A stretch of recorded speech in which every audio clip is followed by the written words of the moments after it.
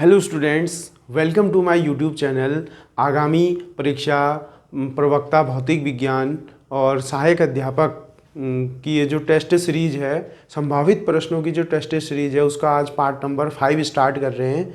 तो ये जो क्वेश्चन है आज जनरली आज जो हम क्वेश्चन को डिस्कस करेंगे वो ऑप्टिक्स से रिलेटेड क्वेश्चन करेंगे, और वो ऑप्टिक्स के ऐसे क्वेश्चन होंगे, फेमस क्वेश्चन है जो हर एग्जाम में पूछे जाते हैं। तो ठीक है, तो आज का हम फर्स्ट क्वेश्चन स्टार्ट करते हैं। ये रे ऑप्टिक्स का क्वेश्चन है, बहुत पॉपुलर क्वेश्चन है। ठीक है, पॉपुलर क्वेश्चन है। तो क्वेश्चन नंबर 1 जो आज का फर्स्ट क्वेश्चन है उसको स्टार्ट करते हैं। तो क्वेश्चन नंबर फर्स्ट क्या है? Refractive index of air.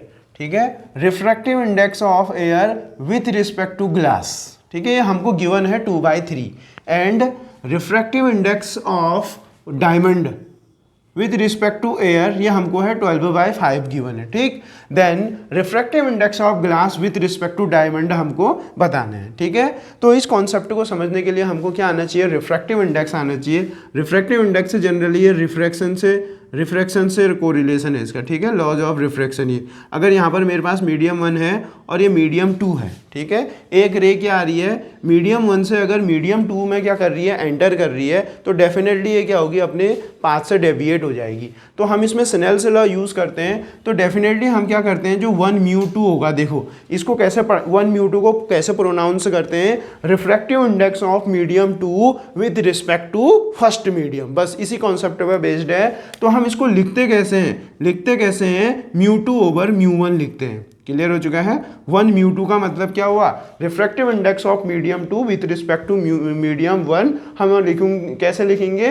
क्योंकि जो स्पीड होती है इन्वर्सली प्रोपोर्शनल होती है। ठीक है, तो यहाँ हम क्या लिखेंगे? μ2/μ1 लिखेंगे। ठीक, तो यही कॉन्सेप्ट, ये जो कॉन्सेप्ट है, ये कॉन्सेप्ट का हम यूज़ इस क्वेश्चन में करने वाले हैं।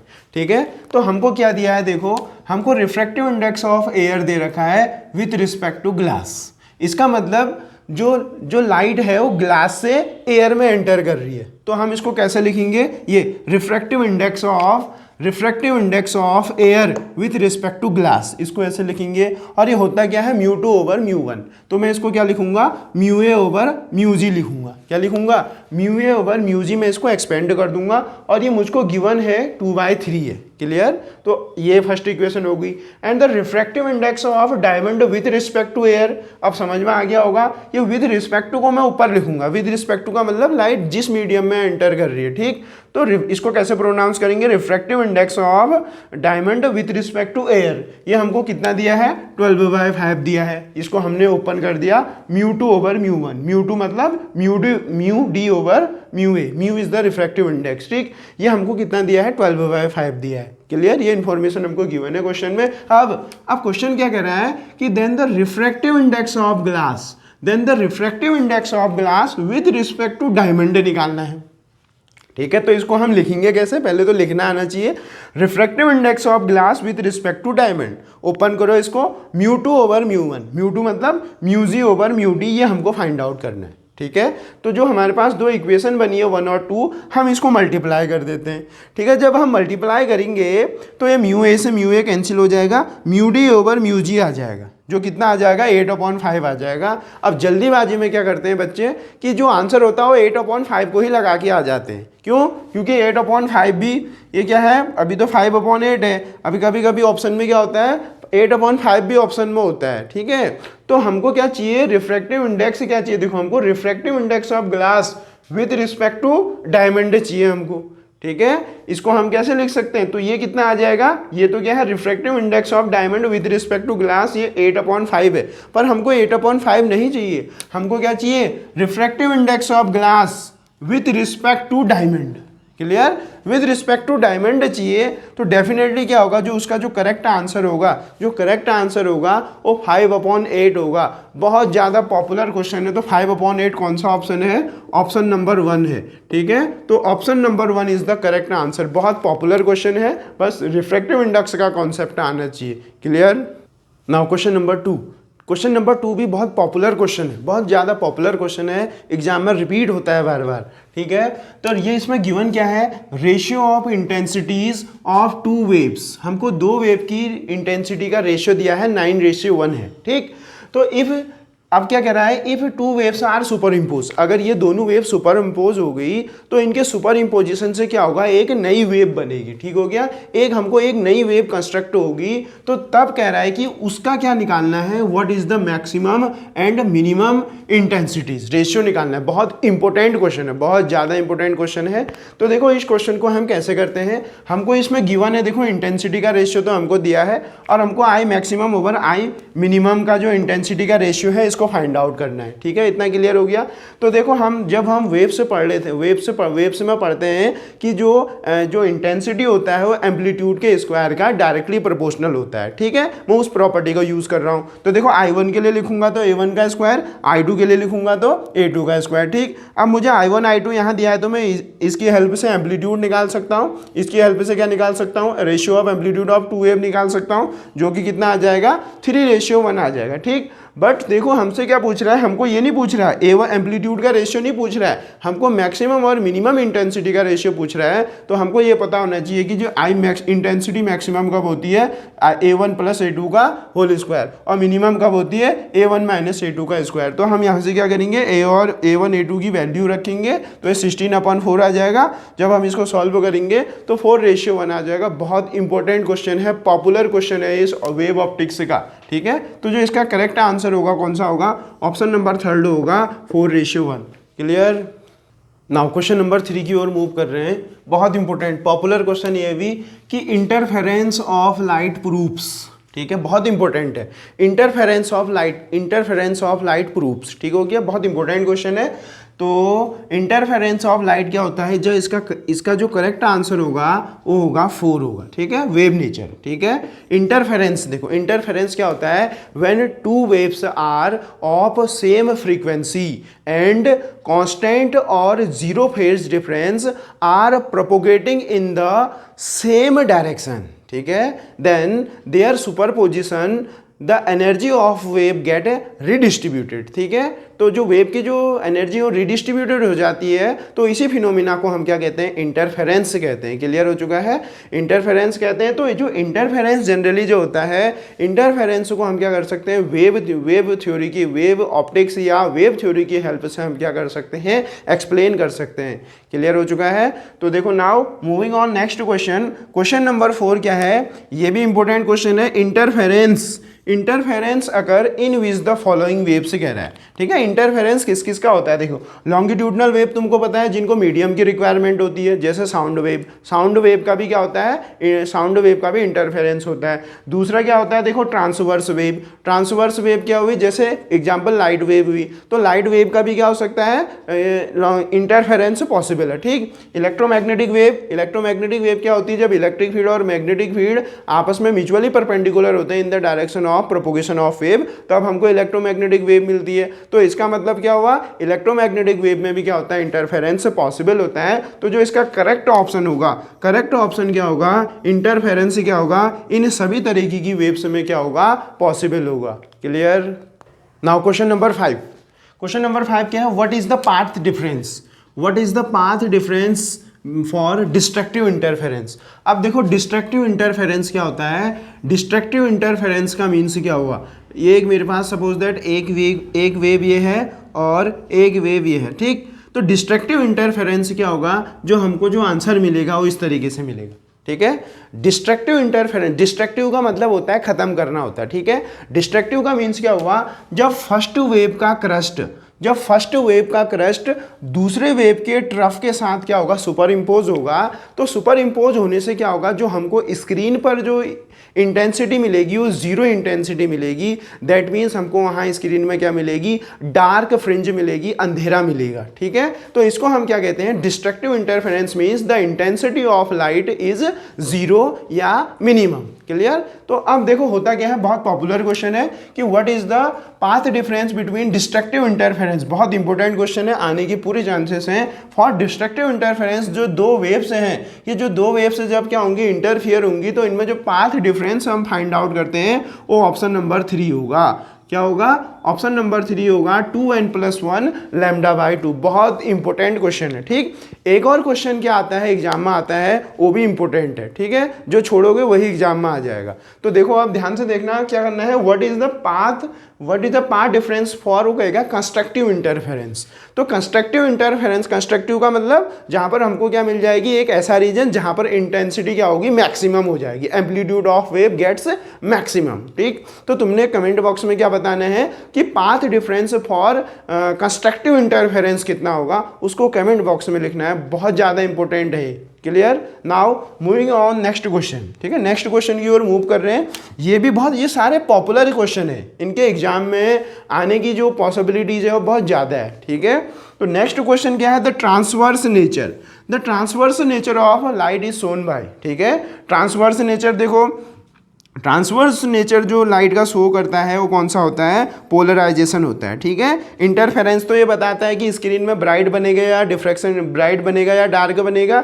रिफ्रैक्शन क्या बोलता है, जब लाइट एक मीडियम से दूसरे मीडियम में जाती है तो पाथ चेंज हो जाता है। डिस्पर्जन क्या होता है, लाइट का 7 कलर में क्या हो जाना, डिवाइड हो जाना, उसको हम क्या कहते हैं, डिफ्रैक्शन बोलते हैं। क्लियर? तो ये सब तो ऑप्शन पता है। तो जो पोलराइजेशन ने क्या बताया, हमको ये बता दिया कि जो लाइट हो ट्रांसवर्स नेचर की है। क्लियर हो गया है। नंबर 7 की ओर मूव कर रहे हैं कि which of the following can not be explain on the basis of wave theory. ठीक है, हम ये देखो यहाँ से वेव थ्योरी की हेल्प से हम किन किन फिनोमिना को क्या कर सकते हैं, सक्सेसफुली एक्सप्लेन कर सकते हैं।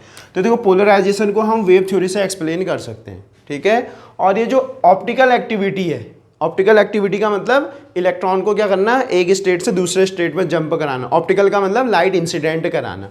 तो इसको भी हम क्या कर सकते हैं, वेव थ्योरी से एक्सप्लेन कर सकते हैं। ठीक, तो जो अनदर है हमारे पास, ये फोटो इलेक्ट्रिक इफेक्ट है। ठीक है, तुमको पता होगा कि ये जो फोटो इलेक्ट्रिक इफेक्ट होता है, ये जो वेव थ्योरी की हेल्प से हम इसको एक्सप्लेन नहीं कर सकते हैं। तो वेव थ्योरी की हेल्प से इसको हम एक्सप्लेन नहीं कर सकते हैं, तो हम फोटो इलेक्ट्रिक इफेक्ट को एज अ पार्टिकल, ठीक है, एज अ वेव, लाइट को एज अ पार्टिकल ट्रीट करते हुए हम इसको एक्सप्लेन करते हैं। तो जो इसका करेक्ट आंसर होगा वो क्या होगा, फोटो इलेक्ट्रिक इफेक्ट को हम वेव नेचर ऑफ लाइट से नहीं समझा सकते हैं। तो वेव नेचर ऑफ लाइट से नहीं समझा सकते हैं तो किससे समझाएंगे, ये भी क्वेश्चन आता है, by particle nature of light. Clear हो गया है, by particle nature of light. Next question की ओर मूव कर रहे हैं, बहुत इंपॉर्टेंट पॉपुलर क्वेश्चन है। पॉपुलर क्वेश्चन है, two wave are said to be coherent. ठीक हो गया, यहाँ पर एक वर्ड यूज हो रहा है, कोहेरेंट सोर्सेस क्या होते हैं। देखो हम कब कहेंगे कि दो कोहेरेंट सोर्सेस का मतलब ये हुआ कि अगर मेरे पास क्या है, दो सोर्स हैं, उनको कोहेरेंट कहने के लिए क्या होना चाहिए, कंडीशन होनी चाहिए, हमारे पास उनकी फ्रीक्वेंसी सेम होनी चाहिए, नंबर 1।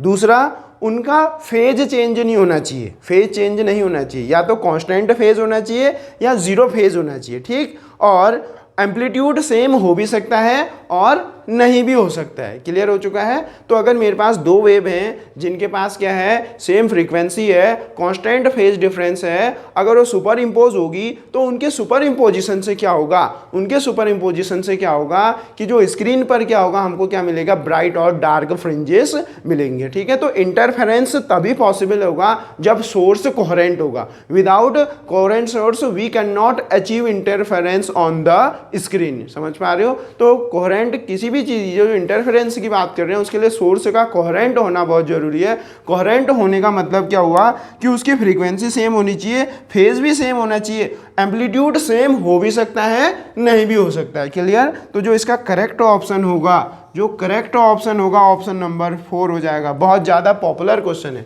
क्लियर हो गया है। नाउ क्वेश्चन नंबर 9 की ओर मूव कर रहे हैं। ये भी बहुत इंपॉर्टेंट क्वेश्चन है। Which can obtained polarised light, ठीक है, with the help of instrument. ठीक है, पोलराइज्ड लाइट का मतलब क्या हुआ, जो ऑसिलेशंस होते हैं, ऑसिलेशन को किसी एक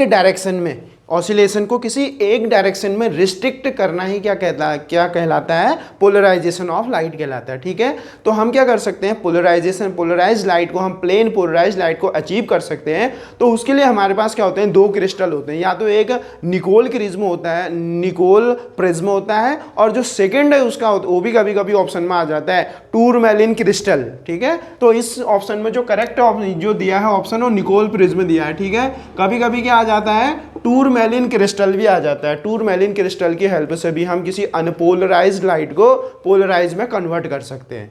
क्लियर। नाउ नेक्स्ट क्वेश्चन की ओर मूव कर रहे हैं। क्वेश्चन नंबर 10 कह रहा है कि विच ऑफ द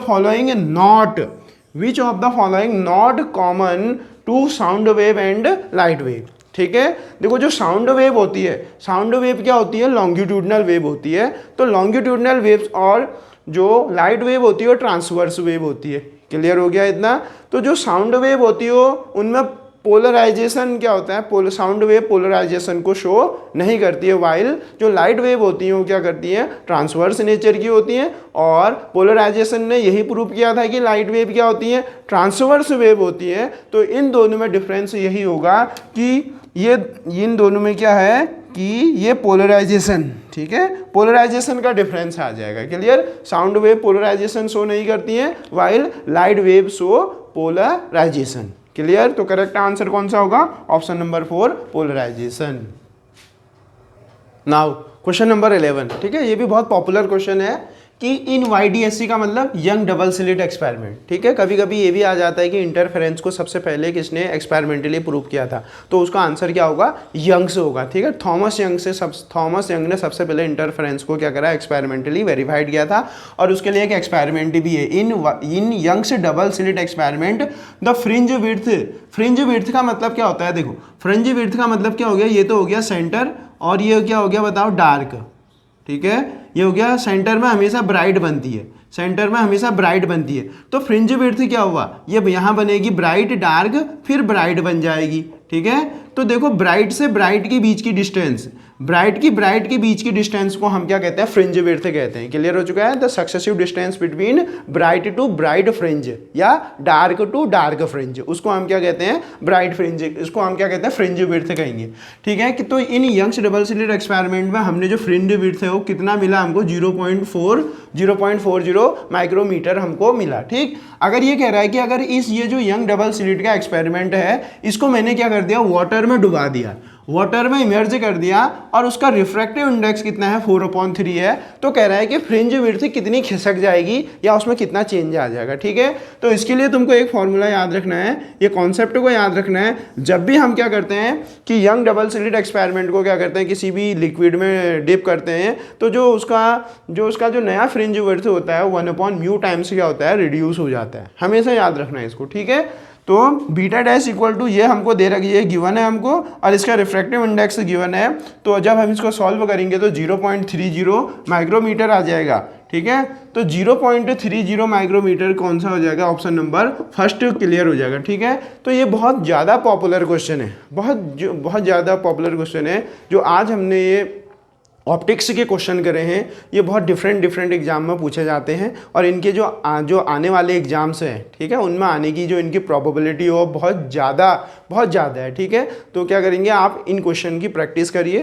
ठीक है, ये आपके जो आगामी एग्जाम्स हैं उनमें आपको बहुत हेल्प मिलेगी इन क्वेश्चन की हेल्प से। ठीक है, और ये जो ये मैं सीरीज़ शुरू कर रहा हूँ, ठीक है, इस सीरीज को बनाए रखने के लिए क्या करना है, जितना ज़्यादा हो सके इसको पूरा फैला दो, इस पूरा फैला दो इसको। हर एक स्टूडेंट से का क्या होना चाहिए, सिलेक्शन होना चाहिए, और ये डेफिनेटली तभी होगा जब ये क्वेश्चन एग्जाम में पूछे जाएंगे। ठीक है, तो इन क्वेश्चन के आने की संभावना ज़्यादा है। तो इस चैनल को ज़्यादा से ज़्यादा इसको ज़्यादा से ज़्यादा आप शेयर करो। ठीक हो गया, और सब्सक्राइब भी कर दो चैनल्स को। ठीक हो गया, तो आज के लिए थैंक यू।